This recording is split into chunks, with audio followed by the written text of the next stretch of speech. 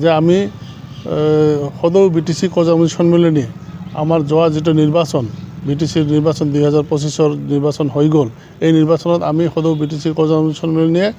BPF দলক সম্পূৰ্ণ সমৰ্থন জনাইছিলোঁ মুকলিভাৱে সমৰ্থন জনাইছিলোঁ আৰু আমাৰ দাবী জনাইছিলোঁ যে আমাৰ কোচ ৰাজবংশী জনগোষ্ঠীৰ পৰা আমাক MCLA দিব লাগিব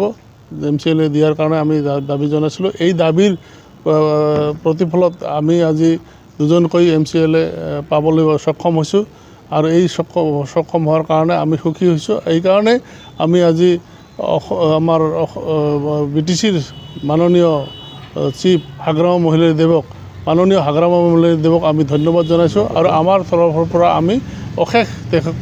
মানে ধন্যবাদ আৰু আন্তৰিক শুভেচ্ছা জনাইছোঁ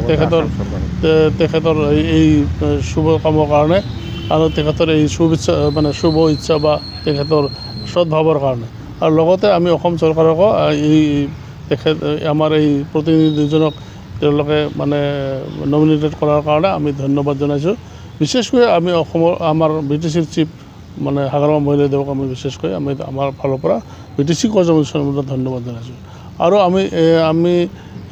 দাবী কৰোঁ যে আমাৰ কোচ ৰাজবংশী জনগোষ্ঠীৰ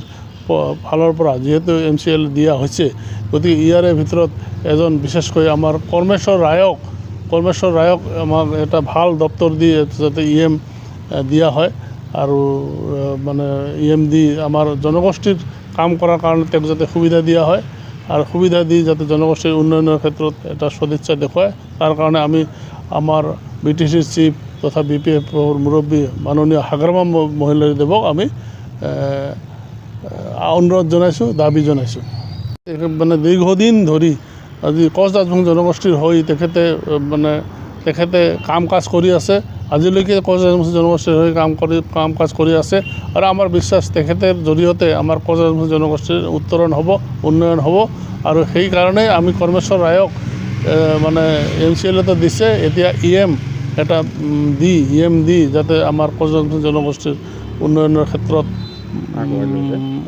ক্ষেত্ৰত যাতে এটা হেৰি কৰে আৰু কি